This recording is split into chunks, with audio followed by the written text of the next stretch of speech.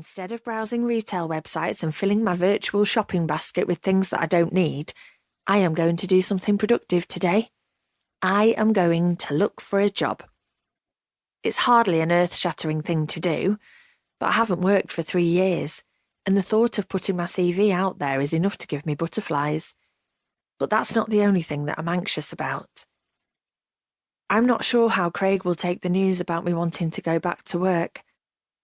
The toothbrush is turned off, the toilet is flushed, and finally, the bathroom door opens and I get my first glimpse of my handsome husband today. He's always been a morning person, and his smart appearance is evidence of that.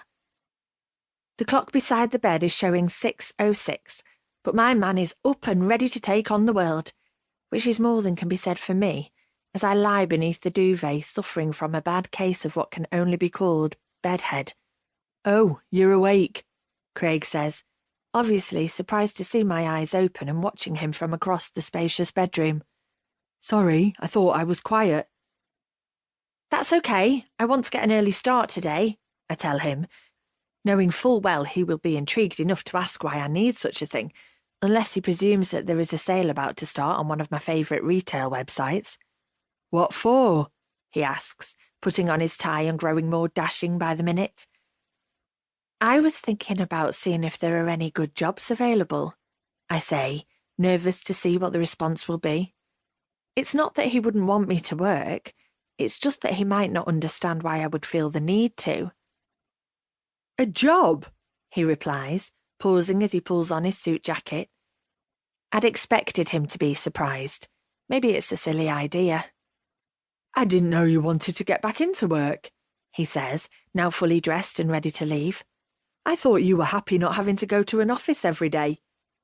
I am. It's just...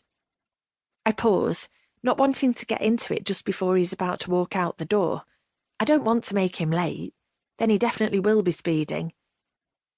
"It was just an idea," I say, downplaying it a little.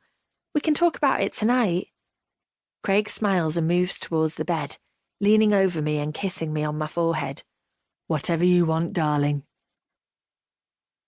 Then he heads for the door, leaving my heart aching a little at the thought of not seeing him until he returns this evening. "Have a good day," I call after him as he leaves, his footsteps thudding down the staircase before I hear the rattling of his car keys from the hallway below. "See you tonight, love," he calls up before opening the door. For a second, I can hear the sounds of the birds singing in the trees outside.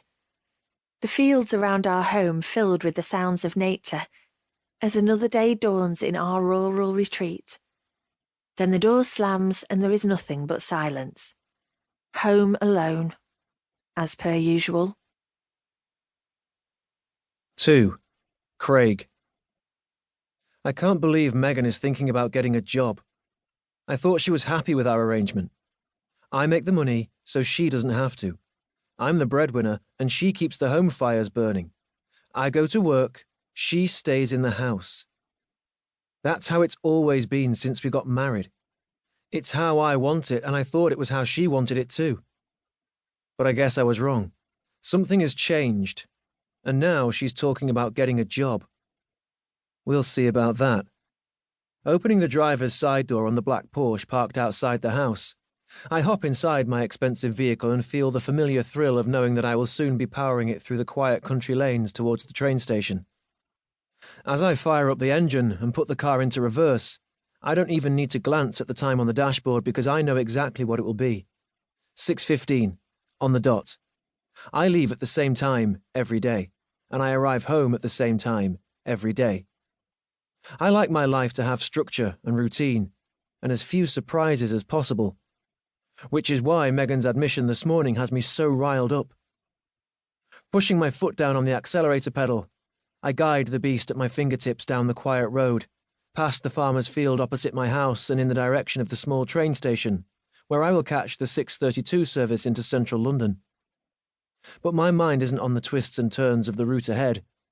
It's on Megan, and her desire to find herself back in gainful employment again.